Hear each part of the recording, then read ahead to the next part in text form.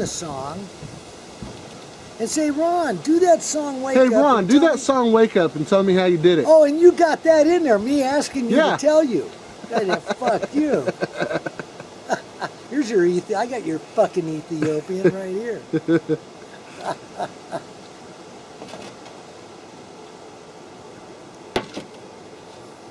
You know, I man. want to say, man, Okay, man. it is a beautiful fucking day today. It is fucking perfect. Look at this. Yeah, scan it. It is just absolutely gorgeous. Oh, this is it, man. We're out here in the hills of eastern Oklahoma, right on the shores of beautiful Lake Eufaula. And Hanging in the hood. just chilling, man. Chilling in the hood. Just chilling. This be the Okie hood right This here. is Ron's house right down the hill. Down at the bottom, man. Ron's house is down at the bottom of the hill. On the other side of that ugly blue car. And we're up here chilling on the deck. At Chris's Talking pad. about life. This is Chris's house that his grandpa built. Hell yeah. And my house is a house that his buddy built. Right. And Pete Holland. That's and right. Carl Curtis. Back in the day. Back in the day, teachers Yep. built this place up here. Built this whole neighborhood. Yeah, buddy. And the lake, they first opened the lake. You know those man-made lakes they made back in the 60s. Yeah, dun dun dun. When did they build Eufaula? 63? I think, yeah, in the early 60s. Yeah, I think Grandpa built this place in 63. Yeah. And then Grandma sold it, and then we bought it back because we were looking for a place on Eufaula, and this was the first place that popped up. Just in our little cabin.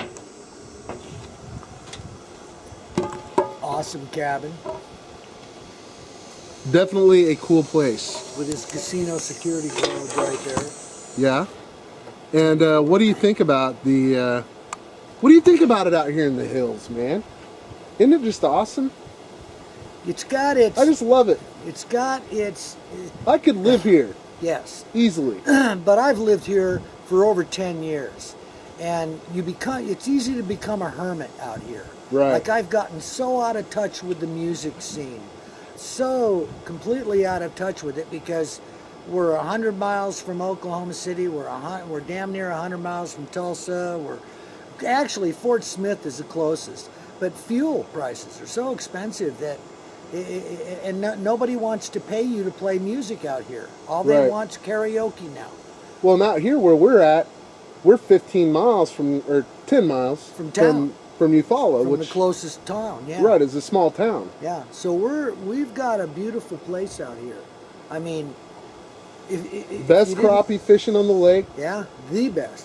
If the air conditioner wasn't on, you could hear the beauty of the silence out here. Right. Well, you know what? I think I'm going to turn the air conditioner off because I don't need it on. It's beautiful today. I just opened up the window. Yeah, buddy, this is the day to have them open. For sure. Chris is my best friend, man. This guy is such a friend. We're so much, we just love talking about the same things, and we seek the same things in life. Our friendship has grown into a phenomenal thing, and I truly love it. That's just between you and me. Who needs air conditioner on a day like today, man? Oh, Big 10 on that. Big 10.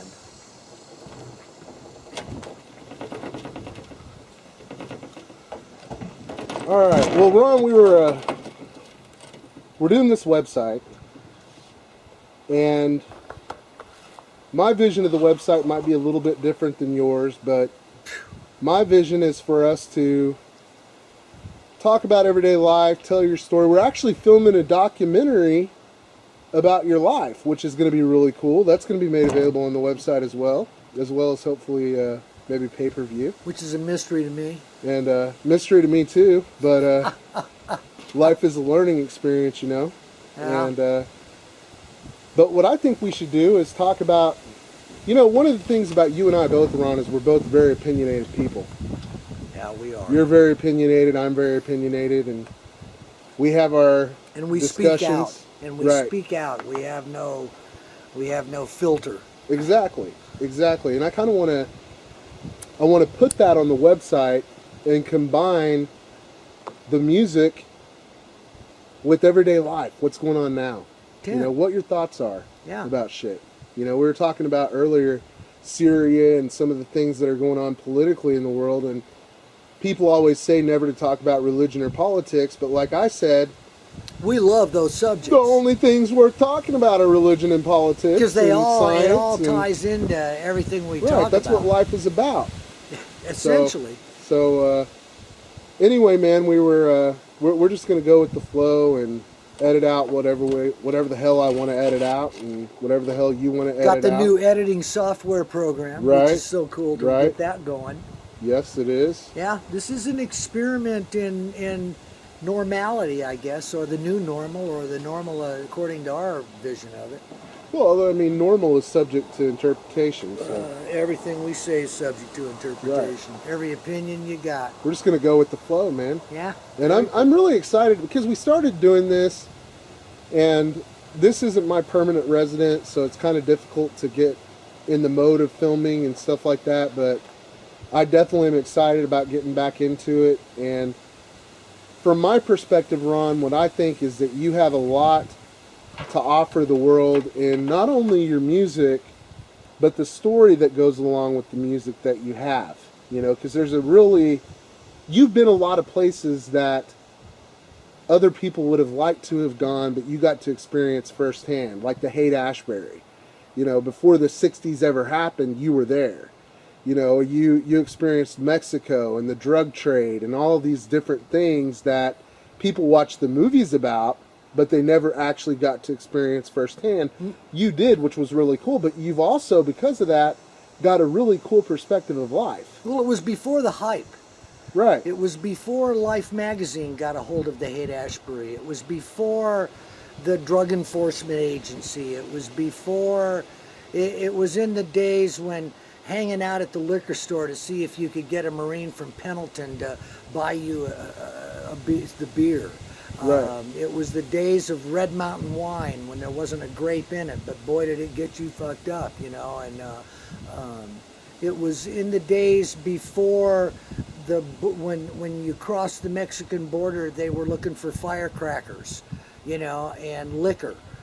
They weren't looking for anything else. It was in the days, I guess, Dylan, I read an interview that Dylan did not too long ago that I just thought, leave it to Bob to come up with a perfect explanation of what I'm trying to say, in that the early 60s, 61, 62, 60, like basically for me from 63 on, the year Kennedy was assassinated, which was the first president I'd ever been knowledgeable about or tried to learn about. At that point, we were surfers. You know, we were just hanging, just doing our thing at the beaches. And back then, man, I lived in Huntington Beach, and it was wilderness. I mean, Huntington Beach had 2 paved roads. You know, Main Street was paved from Pacific Coast Highway to the high school, and that was it. Everything else it's back when Knott's Berry Farm was a farm. Literally, it was a farm. They had a little ghost town thing there that they had done, had the tilting floor, you know, and all that. And it was a different, and Dylan put it succinctly when he said that the early 60s was really the 50s. It was really the end of the 50s, from like 60 to 63, 64. Like, it really didn't fire up until 65 and 66 before the things changed. People, like I tell people, I was never a hippie. I was just a little bit of an outlaw. You know, I had outlaw in me, and I had a wandering lust in me. And the early 60s, like Dylan said, again, like he said, it was actually the 50s. It was the end of the 50s. And like when I first ran away from home was the year 63 when Kennedy was assassinated. That really changed things. That's back in the days of duck and cover, which we were talking about earlier, which got us into the conversation that we're still in right now. It was a different time. It was a different space. There was our parents were the veterans of wars. Just to give people kind of a brief glimpse into the documentary that we're going to be doing.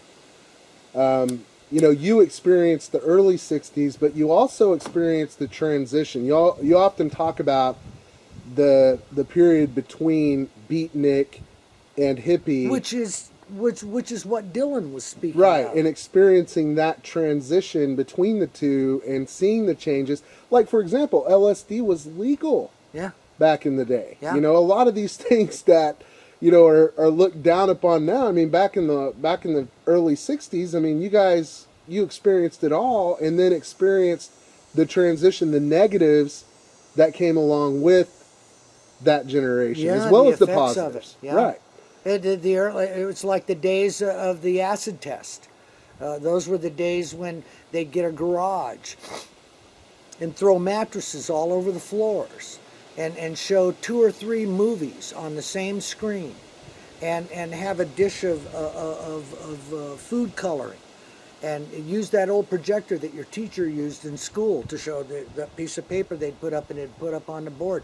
They'd use that to Sounds like some of the trip parties I used to have when I was younger. probably, but yeah, acid was Clockwork Orange. Yes. Yeah. There was a period of time when acid wasn't illegal. They didn't know to make it illegal. I remember when Smoker got busted with a bunch of acid and they had to give it back to him. Literally. It was busted, confiscated, and they had to give it back to him. That's funny. You know? Yeah, and then you went on from there and you experienced the 70s and the 80s and the life that went along with it and the music that went along with it. A lot of the tragedy that went along with it, too. Which what we wanted to do today was play Wake Up Now, which is one of the songs that you wrote, and it has to do with the conversation that you and I were having with Joe about the political system.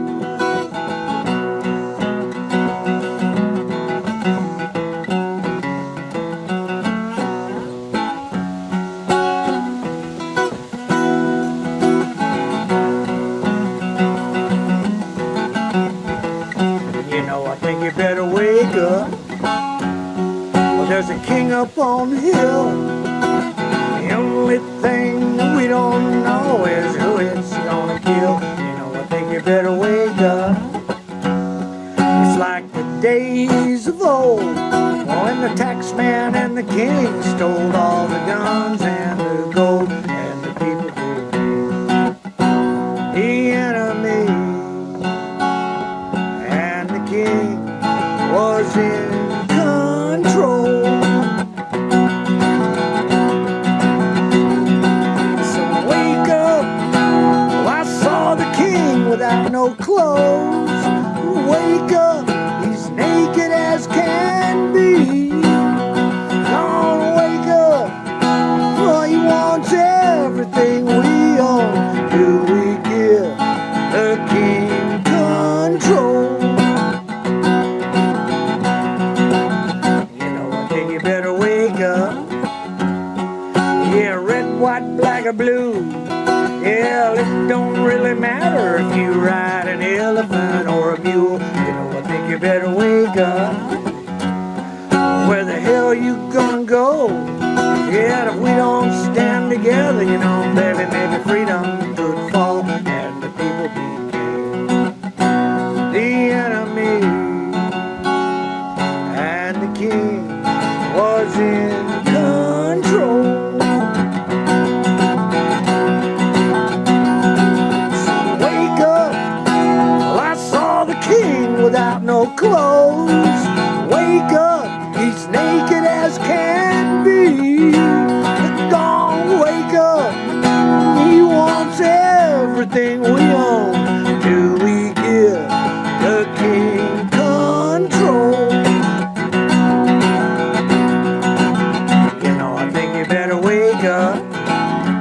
The king's men are at the door, and I guess I'm going to jail. You can find me dead on the floor, and the people become the enemy, and the king is in control.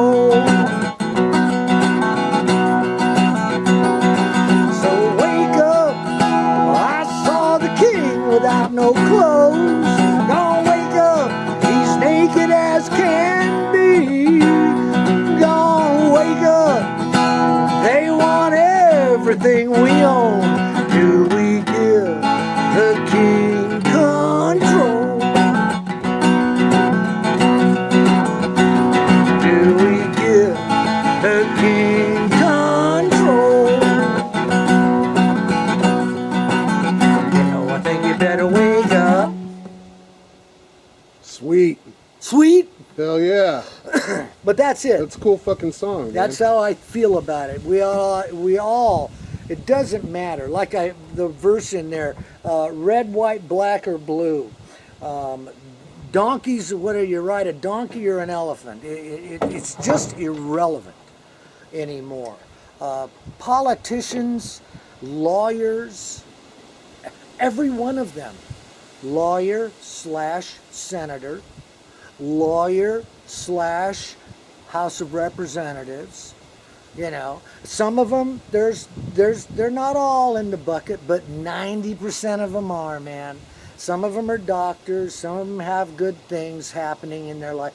Some of the people, I think they go there, they want to do good. They get there, and the lobbyists descend upon them. They are given money beyond their wildest dreams. They're put into a lifestyle that they have to support. Right. Lobbying, bribery, do the math.